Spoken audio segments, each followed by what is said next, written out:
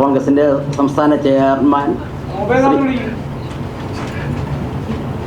എന്താ പറയുക നാഷണലിസ്റ്റ് കേരള കോൺഗ്രസിൻ്റെ സംസ്ഥാന ചെയർമാൻ ശ്രീ കുരുവിള മാത്യൂസ്, സോഷ്യലിസ്റ്റ് ജനതാദളിൻ്റെ സംസ്ഥാന പ്രസിഡന്റ് അഡ്വക്കേറ്റ് എസ് രവീന്ദ്രകുമാർ, ഞാൻ സോഷ്യലിസ്റ്റ് ജനതാദളിൻ്റെ സംസ്ഥാന secretary general advocate Johnny K John, socialist ജനതാദളിൻ്റെ സംഘടനാ general secretary Shri S Santhosh Kumar, socialist ജനതാദളിൻ്റെ സംസ്ഥാന secretary Shri V Vijayan, socialist Mahila ജനതയുടെ സംസ്ഥാന പ്രസിഡന്റ് മഞ്ജു സന്തോഷ്. ഇന്ന് എല്ലാവരെയും സ്വാഗതം ചെയ്യുന്നു. ഇന്ന് ഈ പത്രസമ്മേളനം നടത്തുന്നുള്ള കാരണം കേരളത്തിലെ ദേശീയ ജനാധിപത്യ സഖ്യത്തിലെ രണ്ട് കക്ഷികളാണ് സോഷ്യലിസ്റ്റ് ജനതാദളും നാഷണലിസ്റ്റ് കേരള കോൺഗ്രസും. സോഷ്യലിസ്റ്റ് ജനതാദൾ 1977 നമ്മൾക്കറിയാവുന്ന പോലെ ജനതാ പാർട്ടിയുടെ പിന്തുണയായിട്ടുള്ള വിവിധ വിഭാഗങ്ങളായി തിരിഞ്ഞിട്ടുള്ള ജനതാ പാർട്ടിയിൽ പെട്ടിട്ടുള്ള പഴയ സംഘടനാ കോൺഗ്രസിൻ്റെയും സോഷ്യലിസ്റ്റുകളുടെയും പ്രസ്ഥാനമായ കേരളത്തിൽ മാത്രം പ്രവർത്തിക്കുന്ന ഒരു ഘടകകക്ഷിയാണ് സോഷ്യലിസ്റ്റ് ജനതാദൾ.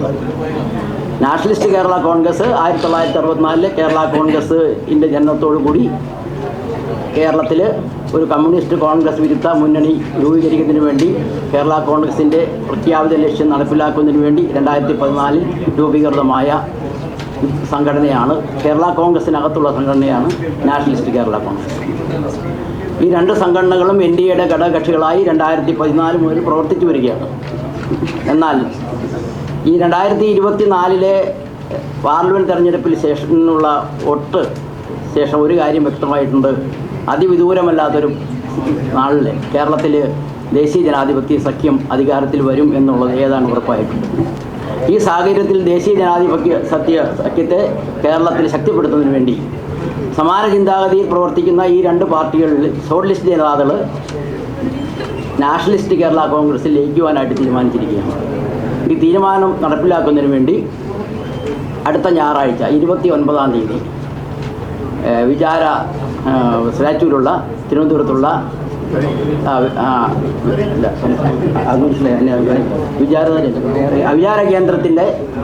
വിചാര കേന്ദ്രത്തിൻ്റെ സംസ്കൃതി ഭവൻ ഹാളിൽ വെച്ച് അതിൻ്റെ ലയന സമ്മേളനം നടക്കുകയാണ്. ലയന സമ്മേളനത്തിൽ ദേശീയ ജനാധിപത്യ സഖ്യത്തിൻ്റെ ഘടകകക്ഷികളുടെ സംസ്ഥാന നേതാക്കൾ പങ്കെടുക്കുന്നതാണ്. ഈ സമ്മേളനത്തിൽ പരമാവധി അതിനുവേണ്ട പ്രാധാന്യം നൽകുന്നതിന് വേണ്ടിയാണ് ഈ പത്രസമ്മേളനം വിളിച്ചിരിക്കുന്നത്. ഈ സമ്മേളനത്തിലേക്ക് 29-ാം തീയതിയിലേക്ക് നിങ്ങളെല്ലാവരും ഞങ്ങൾ സ്വാഗതം ചെയ്യുകയാണ്. അവിടെ വരികയും ഈ ലയന സമ്മേളനത്തിന് കേരളത്തിലെ ജനങ്ങളുടെ മുമ്പിൽ പരമാവധി അത് അറിയിക്കുകയും ചെയ്യണമെന്ന് അഭ്യർത്ഥിക്കുന്നു. ഞാൻ നാഷണലിസ്റ്റ് കേരള കോൺഗ്രസിൻ്റെ സംസ്ഥാന ചെയർമാൻ ശ്രീ കുരുവിള മാത്യൂസിനെ സോഷ്യലിസ്റ്റ് ജനതാദൾ പാർട്ടിയുടെ സംസ്ഥാന കമ്മിറ്റിയുടെ തീരുമാനപ്രകാരം 29-ാം തീയതി തിരുവനന്തപുരത്തെ സംസ്കൃതി ഹാളിൽ വെച്ച് ദേശീയ ജനാധിപത്യ സഖ്യത്തിൻ്റെ ഘടകകക്ഷിയായ നാഷണലിസ്റ്റ് കേരള കോൺഗ്രസ് പാർട്ടി ലയിക്കുകയാണ്. അപ്പോൾ സ്വാഭാവികമായി നിങ്ങൾ ചോദിക്കും, എന്തിന് ലയിക്കുന്നു?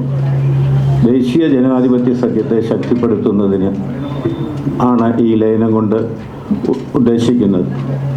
നാഷണലിസ്റ്റ് കേരള കോൺഗ്രസ് പാർട്ടിയെ സംബന്ധിച്ചിടത്തോളം 2014 രൂപീകരിച്ച ഒരു രാഷ്ട്രീയ പ്രസ്ഥാനം.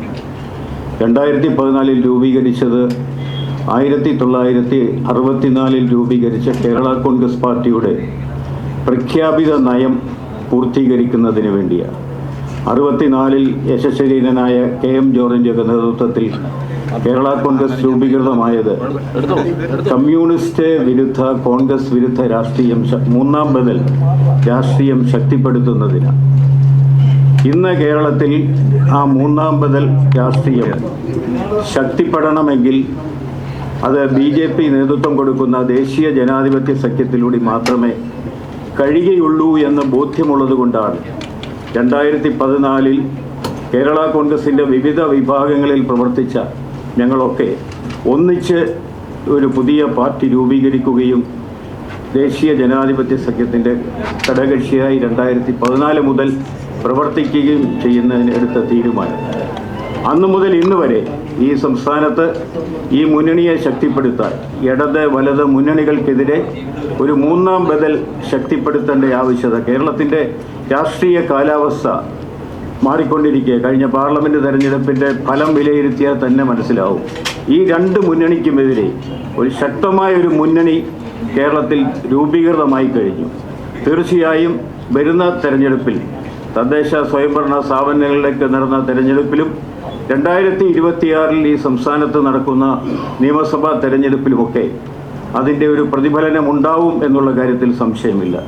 സോഷ്യലിസ്റ്റ് ജനതാദൾ എന്ന് പറയുന്നത് ഇവിടെ നേരത്തെ സൂചിപ്പിച്ചു, പഴയ അഭിഭക്ത കോൺഗ്രസിൻ്റെ പാരമ്പര്യമുള്ളൊരു രാഷ്ട്രീയ പ്രസ്ഥാനം.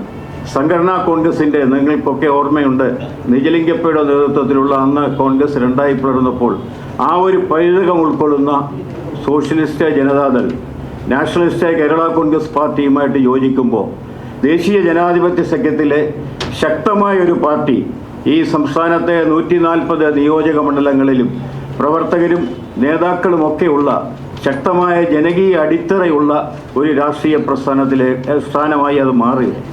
പ്രിയപ്പെട്ടവരെ, ഈ വരും ദിവസങ്ങളിൽ വരും നാളുകളിലൊക്കെ കേരള കോൺഗ്രസ് നിങ്ങൾക്കറിയാം, പല കേരള കോൺഗ്രസ്സുകളുണ്ട്. വിവിധ കേരള കോൺഗ്രസ് ഗ്രൂപ്പുകളിൽ നിന്ന് ഒട്ടനവധി നേതാക്കന്മാർ ഉൾപ്പെടെ മുൻ MLA ഉൾപ്പെടെ ഈ ഒരു ധാരയിലേക്ക് ദേശീയ ജനാധിപത്യ സഖ്യത്തെ ശക്തിപ്പെടുത്തുന്നതിന് നാഷണലിസ്റ്റ് കേരള കോൺഗ്രസുമായി ഐക്യപ്പെടുന്നതിനുള്ള വിവിധ തലങ്ങളിൽ ചർച്ചകൾ നടന്നു വരികയാണ്. അപ്പോൾ തീർച്ചയായും ഈ സംസ്ഥാനത്ത് വലിയൊരു രാഷ്ട്രീയ മാറ്റമുണ്ടാക്കുന്നതിന് ഇത്തരം തീരുമാനങ്ങൾ സഹായകരമാവും. സോഷ്യലിസ്റ്റ് ജനതാദളിൻ്റെ ഈ തീരുമാനത്തെ ഞാൻ വളരെ സന്തോഷത്തോടു കൂടി സ്വാഗതം ചെയ്യുന്നു.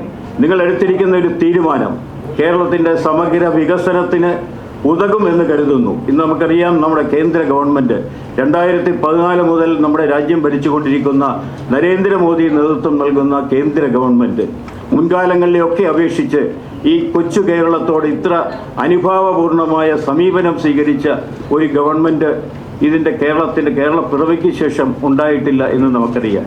ഈ തെരഞ്ഞെടുപ്പിലാണ് ഒരു MPയെ കേരളത്തിൽ നിന്ന് സംഭാവന ചെയ്യാൻ കഴിഞ്ഞത്. അതിന് മുൻകാലങ്ങളിൽ MP പോലും ഇല്ലായിരുന്ന സാഹചര്യത്തിലും മുമ്പ് കോൺഗ്രസിൻ്റെ നിങ്ങൾക്കറിയാം UPA ഗവൺമെൻറ് ഈ രാജ്യത്ത് ഭരിച്ചപ്പോൾ 8 കേന്ദ്രമന്ത്രിമാർ ഈ സംസ്ഥാനത്തു നിന്നുണ്ടായിരുന്നു. അന്നൊന്നും ഈ സംസ്ഥാനത്തിന് ആകാതിരുന്ന ഒട്ടനവധി പദ്ധതികൾ ഈ കേരളത്തിന് ലഭ്യമായത് ഈ ഒരു കാലയളവിലാണ്.